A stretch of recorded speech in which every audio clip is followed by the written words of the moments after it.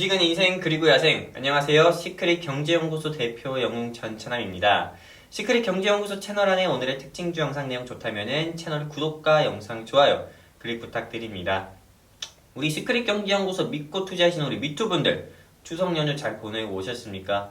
저 전찬남 같은 경우는 이번 연휴 기간 동안에 집에서 정말 아무것도 하지 않았습니다. 네, 정말 푹 쉬면서, 즉 계속 누워 있으면서 어머니께서 가져다 주시는 송편 계속 주워 먹고, 그리고 화장실 가서 싸고, 그리고 또 침대에서 자고, 먹고 자고 싸고를 반복했던 아주 달콤한 시간들이었는데, 우리 미투분들께서도 이번 연휴 때 달콤한 시간을 좀 보내셨는지 모르겠습니다. 근데 이제 그 달콤한 시간을 뒤로 하고 9월 16일 오늘의 특징주 영상 바로 시작해 보도록 하겠습니다. 성공 투자를 위해서요. 자, 그럼 오늘의 시황부터 좀 말씀드리겠습니다. 이 코스피 지수 같은 경우는 지난 주말에 중동발 악재에도 불구하고 코스피가 오늘도 7거래일 연속 이상이나 오늘도 상승 마감하는 모습을 보여주었습니다. 이 9월 12일 수요일이었죠. 전일 시장 대비해가지고 13포인트 오른 2062포인트의 상승 마감하면서 이제는 제가 계속 지난주부터 줄기차게 말하는 코스피 2100선 회복하는 것도 정말 멀지 않았구나 라는 것을 실감할 수 있을 정도로 오늘 2062선에서 상승 마감했습니다. 최근에 시장이 몇 거래일 연속이나 이 상승하는 이유를 한번 제 나름대로 분석을 한번 해봤는데요. 첫 번째는 미중 무역 분쟁 협상에 대한 일정, 즉 미국과 중국의 고위급 관리나 정상들이 만나서 미중 무역 분쟁 앞으로 어떻게 될 거냐, 앞으로 우리 어떻게 이 부분을 해소해 나갈 거냐라는 그 부분을 의논하는 그런 일정이 10월 1일로 정해짐과 동시에, 그리고 추가적으로 미국 연방준비제도 이사회죠. 거기에서 미국 연방준비제도 이사회라 불리는 패드, 패드의 의장인 제롬 파월 의장이 금리 인하 시사 가능성 발언, 그리고 추가적으로 북한 김정은의 나도 미국이랑 대화하고 싶어 라는 도널드 트럼프한테 노골적인 러브콜을 보내면서 미중 무역 분쟁 협상에 대한 일정이 정해짐으로써 증시가 이제 안정을 찾음과 동시에 그동안 증시의 변동성을 키웠던 대외적인 리스크로 작용했던 북한발 리스크도 완화가 됨과 동시에 그 연방준비제도 이사회의 패드 의장인 제롬 파월의 금리 인하 시사 가능성 발언과 여기서 추가로 가장 중요한 겁니다. 각국 그 세계 주요 국가들의 경기 부양책 정책들로 인해 가지고 시장이 좀 안정적인 모습을 찾아들면서 계속 상승 나오는 그런 모습을 보여주는 것으로 분석이 됩니다. 이제는 일본 아베 다 저리 필요 없다 이겁니다. 저리 가라 이거죠.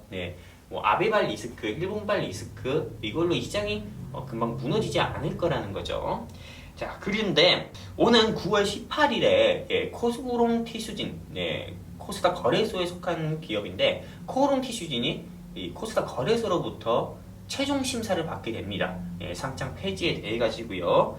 그리고 추가적으로 신라진의 검찰 수사 진행과 그리고 삼성전자의 이재용 부회장이죠. 이재용 부회장의 재판이 아직 끝나지 않은 점 등 이 국내 증시의 변동성을, 대외적인 리스크는 완화가 되었지만은 국내 증시의 변동성을 키울 수 있는 이런 부분들이 코오롱 티슈진과 신라젠 그리고 삼성전자 이재용 부회장 재판 진행 중이라는 그런 변동성 키울 수 있는 요소들로 인해서 아직은 우리가 좀 긴장의 끈을 놓고 매매할 수 없다라는 부분을 좀 말씀드리고 싶습니다. 자, 그렇다면 오늘의 매매 동향 한번 살펴보도록 하겠습니다. 오늘은 코스피 시장에서 개인이 457억을 매도했고 외국인이 1592억을 매도했으나 우리 기관님께서 1982억을 순매수하는 모습을 보여주면서 지수 상승을 이끌어 주었고요. 그리고 코스닥 시장 같은 경우는 개인이 193억을 매수했고, 그리고 외국인이 233억 매수, 그리고 기관은 336억을 매도했으나 코스닥 역시 개인과 외국인의 쌍끌이 매수로 인해서 기관의 매도세로 인한 하방은 저지해주면서 오늘도 강보합으로 상승 마감하면서 638포인트로 아주 아름답게 마감하는 모습을 보여주었습니다. 코스피 2100 회복도 멀지 않았고 코스닥 650선 회복도 멀지 않은 모습을 아주 보여주고 있는 거죠. 아주 좋습니다. 자, 그렇다면 오늘 어떤 상승 종목이 있었는지 본격적으로 분석해보는 시간 한번 가져보도록 하겠습니다. 9월 16일 오늘 상한가 간 종목은 흥구석유라는 종목입니다. 김흥국 아저씨 아닙니다. 흥구석유란 종목이에요. 네, 코스닥 거래소에 속한 종목이고 코드 번호는 012340입니다. 이 회사 같은 경우는 석유사업법에 근거해서 석유 판매 등을 영위할 목적으로 1966년 12월에 설립이 됐고요. 1994년 11월 상장되었던 회사입니다. 오늘 시장에서 상승 나온 이유를 보면은 사우디아라비아죠. 지난 주말에 사우디아라비아에서 예멘의 반군이 드론, 무인기라고 불리는 그런 드론을 이용해가지고 사우디아라비아에 있는 아부카이크라는 곳과 그리고 쿠라이스라는 곳의 석유 시설을 공격했다는 소식에 국제유가 변동이 클 것이라는 예상으로 인해서 오늘 이 흥구석유를 비롯해서 중앙에너비스라든지 그리고 한국석유라든지 그 외 관련주들이 모두 일제히 상승하는 모습을 보여주었습니다. 이 종목들 같은 경우는 말 그대로 아침부터 점상, 흥구석유는 아침부터 점상을 하는 모습을 보여주었고 중앙에너비스 같은 경우는 아침 시가부터 20% 이상 상승하는 그런 무지막지하게 올라가는 모습을 보여주었습니다. 이 흥구석유 같은 경우는 이번 이슈로 상승 나온 거 말고도 그 이전에도 미국이 북한 정권의 석유 제재 완화 한다는 정책 발표했을 때도 상승한 이력이 있었던 회사이기 때문에 우리 미투분들께서는 메모해 주셨으면 좋겠습니다.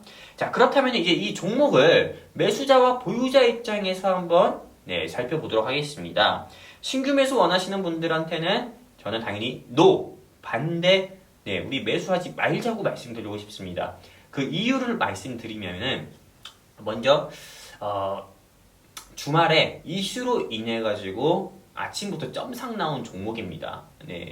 이슈로 인해서 상한가 간 종목은 금방 차익 매물로 인해서 주가가 빠지기도 합니다. 즉 제로 소멸로 인해서 차익 매물이 금방 온다 이거죠. 게다가 지금 들어가게 되면 상한가 자리에 오늘 아침에도 못 들어가실 거고요. 내일 들어간다 했을 때 차익 매물 나오면은 그대로 물려버립니다. 그리고 오늘 지수가 이런 대외적인 중동발 악재에도 불구하고 코스피 지수가 상승 마감을 했죠. 그렇기 때문에 굳이 지금 들어갈 필요는 없다고 저는 판단이 되고요. 그래도 굳이 들어가고 싶다 하시면은 본인만의 손절가를 잡고 매매를 해주셨으면 좋겠습니다.